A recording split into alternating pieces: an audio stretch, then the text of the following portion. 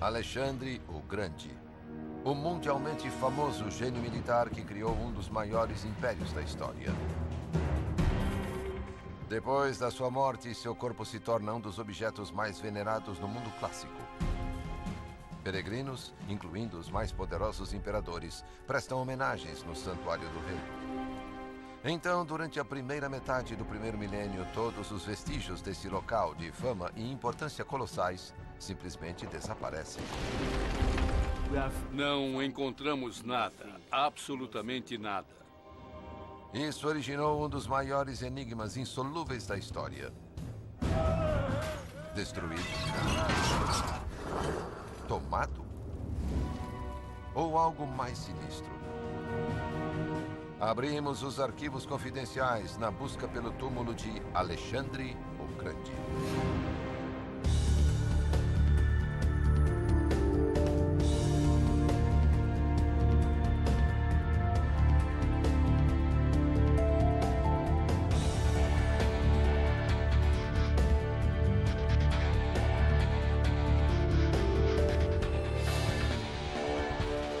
Arquivos confidenciais. Alexandre o Grande. O ano é 323 a.C. Um dos mais importantes e bem-sucedidos líderes da história está morto. Alexandre o Grande. Antes de completar 33 anos, ele criou um dos maiores impérios da história. Depois de sua morte, milhares de quilômetros quadrados de território podem ser tomados. O Dr. Michael Scott é um importante classicista da Universidade de Cambridge. Depois da morte de Alexandre, não havendo um sucessor claro, todos os generais lutam entre si para se tornar o próximo Alexandre o Grande. Um dos generais de Alexandre, Ptolomeu, compreende muito bem. A posse do corpo se torna uma arma no jogo de tentar estabelecer a legitimidade, e é por isso que Ptolomeu quer o corpo, para confirmar sua legitimidade como sucessor de Alexandre. Ptolomeu e seus sucessores transformam Alexandria em uma cidade importante para o mundo e em seu centro o símbolo de seu poder e legitimidade. O mausoléu que guarda os restos mortais de Alexandre. O túmulo de Alexandre o Grande se torna um ponto de romaria. Esse símbolo de poder se transforma no foco da visitação de dignitários durante séculos, até a era do Império Romano. Também sabemos que muitos romanos importantes vinham ver o corpo e iam direto para lá. O corpo de Alexandre está em um nível diferente daquele dos outros reis. O famoso Otaviano, que se tornou imperador Augusto, foi ver o túmulo e o corpo de Alexandre o Grande. Quando lhe ofereceram a oportunidade de ver outros reis ptolomaicos, ele replicou: "Eu vim ver o rei, não um bando de gente morta." O Dr. Jean-Yves Empereur passou sua carreira buscando provas arqueológicas da história de Alexandria. Ele e sua equipe descobriram milhares de artefatos inestimáveis, desde amuletos e estatuetas a grandes estátuas. Eles forneceram uma imagem clara da vida em Alexandria, incluindo muitas provas da importância de Alexandre para a cidade. Mas quando se trata da prova arqueológica do túmulo, Não encontramos nada, absolutamente nada. a cidade cresceu através dos séculos e é agora uma metrópole moderna, tornando as escavações difíceis e muitas vezes impossíveis. O túmulo de Alexandre está perdido, e assim continua até hoje. Mas estudiosos não desistiram da busca. Na ausência de provas arqueológicas, somos obrigados a utilizar o que temos, que são provas textuais de fontes seculares. Andrew Chugg coletou dezenas de antigos relatos testemunhais do túmulo. Há muitos textos que identificam o corpo de Alexandre e seu túmulo localizados em Alexandria. Muitas dessas referências ocorreram durante os 3 primeiros séculos do Ano do Senhor, ou como também dizemos, da Era Cristã. E então quase tudo se interrompeu. Temos um problema com o túmulo de Alexandre o Grande. A trilha arqueológica deixou de apresentar resultados, assim como as provas literárias. De repente, há uma escassez de testemunhos. Ninguém sabe ao certo por quê. Mas os pesquisadores podem usar esse fato a seu favor. Exames do que mais estava acontecendo em Alexandria na época em que essas referências cessaram podem oferecer pistas do que aconteceu ao túmulo. A maioria das referências confiáveis sobre o túmulo cessou na segunda metade do terceiro século. Nessa época, o Império Romano está passando por um período de violência e rebeliões. O terceiro século do ano do Senhor foi chamado muitas vezes de século da crise pelo Império Romano. A depressão econômica e um governo fraco das províncias estão causando a fragmentação do Império. Isso provoca oposição, rebelião e, no pior dos casos, violência e destruição extremas. E é particularmente no Império Oriental, próximo a Alexandria, que existem problemas. Zenóbia, a rainha guerreira de Palmira, na Síria, lidera uma grande revolta contra Roma. Agora, Zenóbia é uma das personagens mais famosas desse período. É a rainha síria do Império de Palmira que busca aproveitar-se desta oportunidade de fraqueza do Império Romano para expandir seu próprio território. Ela avança sobre o Egito tomando-o, e a própria Alexandria, como cidade, lidera uma rebelião local pró-Zenóbia que desmonta a guarnição romana. Zenóbia conquista a cidade. Roma revida com força. A rainha é capturada. A ordem é restaurada. Mas Alexandria não fica em paz por muito tempo. 30 anos depois, há outro grande levante, desta vez liderado por rebeldes locais. O imperador romano Diocleciano é forçado a invadir. Ele sitia a cidade e a destrói. Diocleciano estava tão furioso que disse, durante o saque à cidade, que não pararia com a matança até que o sangue chegasse aos joelhos de seu cavalo.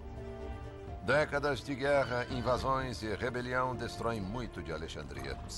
Alguns escritores dizem que era difícil andar de uma extremidade a outra de Alexandria nessa época por causa das construções que desabaram pelas ruas. Esse período sem lei coincide com o fim da maioria de referências testemunhais ao túmulo de Alexandre, o que levou alguns estudiosos a sugerir que foi durante essas décadas de anarquia e violência que o túmulo foi destruído e perdido para sempre.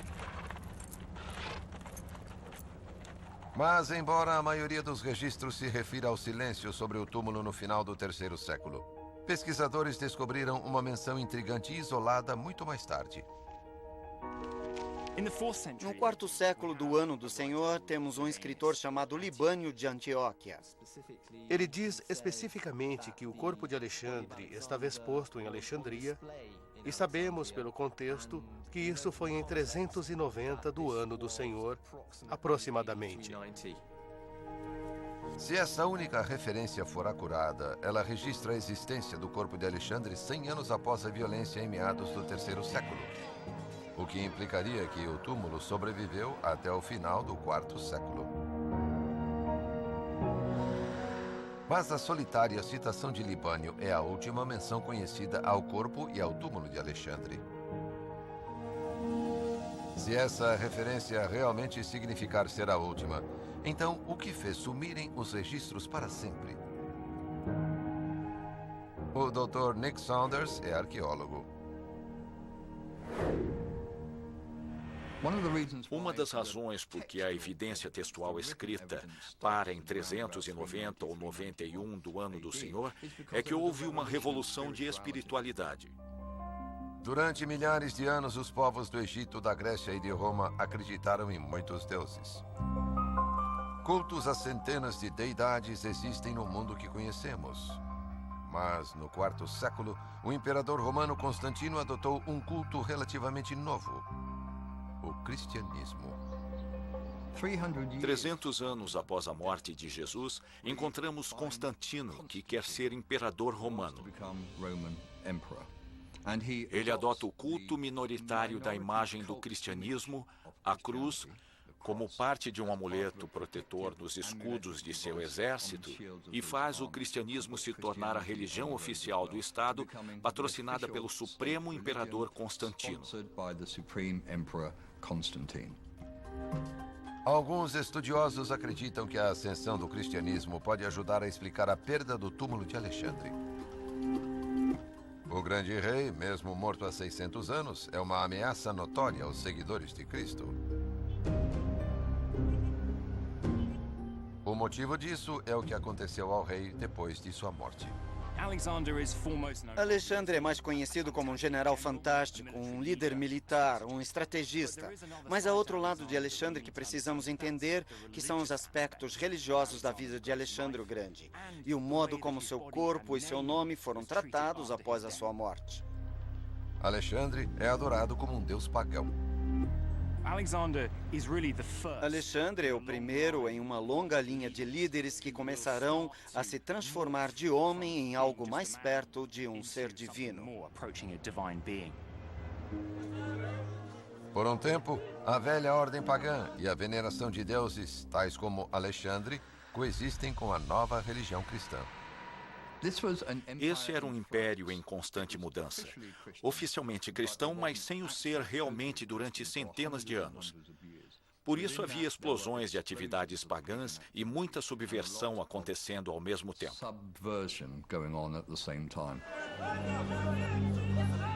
O quarto século chega a um momento crítico de decisão. O centro da crença cristã é a existência de um só Deus. O paganismo é politeísta. Quando se tem uma religião monoteísta, não se pode aceitar a politeísta também. Portanto, há uma luta entre elas. O general que em vida conquistará o mundo clássico, na morte enfrenta seu mais forte inimigo, os exércitos de Cristo. Os primeiros cristãos eram extremamente fundamentalistas em suas opiniões. Todo mundo devia se tornar cristão. Pagãos eram um inimigo absoluto. Na época da última menção do túmulo por Libânio, o zelo cristão tinha chegado ao imperador Teodósio. Durante os anos 380, ele publicou uma série de decretos que proibiam não só os festivais pagãos, mas ler as entranhas de animais para adivinhar o futuro, e ainda ele fecha os templos e determina que o não cumprimento dessas regras é um crime passível de punição. É preciso parar com todas as práticas pagãs e os templos pagãos devem ser fechados. Todos os rituais e cultos que não tenham a ver com o cristianismo têm que acabar, e ele autoriza monges e bispos por todo o império a agir imediatamente. Alexandre é um deus pagão. Os cristãos estão sendo instruídos a fechar os templos dedicados a deuses pagãos. Os cristãos vão muito mais longe. Os verdadeiros fundamentalistas e os cristãos em Alexandria nessa época destruíram todas as imagens, entalhes, hieróglifos e inscrições nos templos que tinham a ver com o paganismo. Provas arqueológicas em Alexandria ilustram dramaticamente até onde os fundamentalistas foram para eliminar o paganismo. Isso foi visto graficamente em Alexandria, porque foi em 392 que os cristãos locais atacaram um dos mais importantes santuários da cidade, o Serapion, e o destruíram. Os arqueólogos descobriram provas da violenta destruição do templo dedicado a outro deus, Serapis. Por ser Alexandre o deus epônimo da cidade, a teoria é que se os templos dedicados a Serapis e a todos os outros deuses forem destruídos, o de Alexandre teria sofrido destino parecido. O Serapion é o cenário de violência terrível. Há um impasse entre os cristãos e os pagãos, e isso eventualmente provoca a destruição do Serapion e de peças de arte maravilhosas. Os resultados são dramáticos. Não há mais estruturas nem pedras. Tudo desapareceu. Não sobrou nenhuma pedra sobre o rochedo.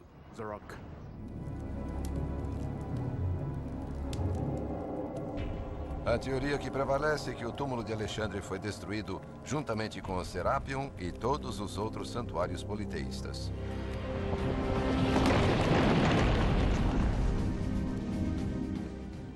Depois de 390 até os dias de hoje, não há referências ao túmulo de Alexandre. Mas alguns acreditam que esse não é o final da história. Uma teoria alternativa radical proposta parece saída de um enredo de conspiração. Andrew Chugg notou que logo após a última menção do túmulo de Alexandre por Libânio, começam a aparecer referências do túmulo de outra pessoa, o cristão São Marcos. Primeiro, começamos a ter menções de um túmulo de São Marcos que pode ser datado precisamente de 392. Os escritos de São Jerônimo, uma série de vidas de homens ilustres, em Belém, não muito longe, pela primeira vez cita que São Marcos foi sepultado em Alexandria. Ninguém até então dissera que ele foi sepultado lá. Coincidentemente, essas referências aparecem logo após a última alusão ao corpo de Alexandre. E isso é interessante para mim. São Marcos viveu na Alexandria no primeiro século.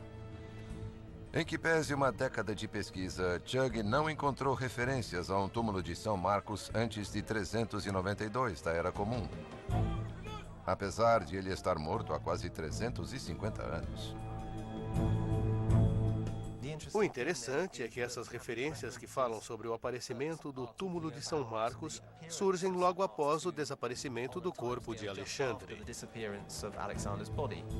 São Marcos e Alexandre, obviamente, têm uma ligação. No caso de Alexandre, ele é o fundador da cidade, daí seu nome. No caso de São Marcos, ele é o fundador do cristianismo na cidade de Alexandria. É o primeiro chefe cristão oficial. São Marcos estava morto há cerca de 350 anos e parece não haver referência ao seu túmulo até a explosão do cristianismo, exatamente ao mesmo tempo em que se interromperam as referências ao túmulo de Alexandre. A coincidência da época junta-se à coincidência da localização. Referências antigas colocam o túmulo de Alexandre exatamente no centro da cidade. Sabemos que o túmulo se localizava no cruzamento das artérias norte, sul, leste e oeste da cidade. Chugg examina um mapa medieval da Alexandria. O mapa mostra a localização do túmulo de São Marcos. O mapa assinala a localização do corpo de São Marcos e parece ser próximo aos cruzamentos da velha Alexandria, onde o mausoléu de Alexandre pode ter estado. Chugg acredita que o mapa medieval coloca o túmulo de Marcos no cruzamento das vias no centro da cidade secular. O túmulo de Alexandre, acredita-se, era localizado também em um cruzamento de vias no centro da cidade. Isso leva a uma sugestão radical de Chugg. Eles podem ter estado no mesmo lugar. Quase parece que o túmulo de São Marcos se sobrepôs ao túmulo de Alexandre como sendo o santuário central da cidade de Alexandria. Se o túmulo de São Marcos aparece no mesmo local que o de Alexandre, na época exata em que as referências ao de Alexandre cessam, para Chugg, isso sugere que eles podem ser o mesmo. Essa teoria se encaixa nas evidências do mundo romano. Renomear e adaptar templos e ritos do paganismo para o cristianismo era extremamente comum. Os templos são abandonados, mas são extraordinariamente ornados, construções fortes em um mundo que agora precisa de espaço para conduzir a religião cristã. Por isso, não surpreende que muitos desses templos sejam transformados e reutilizados como igrejas cristãs. Os templos podiam tornar-se igrejas ou basílicas. Não há problema com isso. Acontece assim no mundo inteiro. As primeiras igrejas cristãs lutam para se afirmar e é mais fácil mudar o ponto de locais de adoração de um novo Deus. Andrew Chugg acredita que esse seja o destino do túmulo de Alexandre.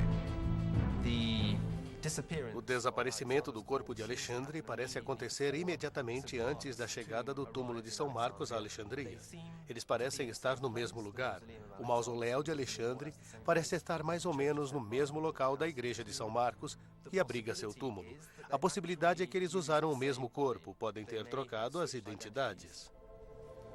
Se a teoria de Andrew Chugg estiver correta, a busca pela última morada de Alexandre o Grande agora sofre uma reviravolta bizarra e chocante. Na segunda metade do primeiro milênio, grande parte do Mediterrâneo Oriental, inclusive a Alexandria, é conquistada pelos muçulmanos. Nos séculos seguintes, os cristãos na Europa querem recuperar dos infiéis os locais sagrados e guardar as relíquias de seus santos. Isso leva às cruzadas. A principal força comercial e militar na Europa medieval era a cidade-estado italiana de Veneza, cujo santo padroeiro era e ainda é Marcos. Sua imagem ainda adorna as construções de Veneza, e seu símbolo, o leão, pode ser visto por toda a cidade. Os venezianos querem o corpo de seu santo, mas ele está na Alexandria, sob o controle muçulmano. O trabalho de arte da frente da basílica dedicada ao santo em Veneza ilustra uma história extraordinária. Alguns mercadores venezianos chegaram à cidade em 828 da nossa era e persuadiram, subornaram ou, de outra forma, conseguiram o corpo de São Marcos e o levaram com eles para Veneza. Os mosaicos exibem o sequestro do corpo. Conta-se que 2 mercadores venezianos, tribunos e rústicos, tinham de passar com o corpo pelas autoridades islâmicas. As ilustrações da basílica mostram oficiais muçulmanos enojados com alguma coisa no cesto. Um porco. O porco era um anátema para o povo islâmico.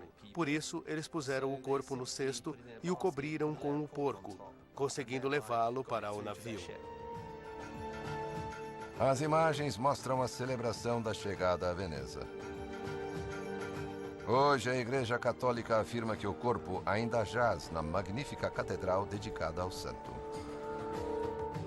Mas se Chugg estiver certo, o corpo na basílica pode ser o do deus-rei pagão Alexandre o Grande. A teoria de o túmulo de Alexandre ser renomeado para São Marcos e seu corpo trazido para Veneza é uma das possíveis sugestões.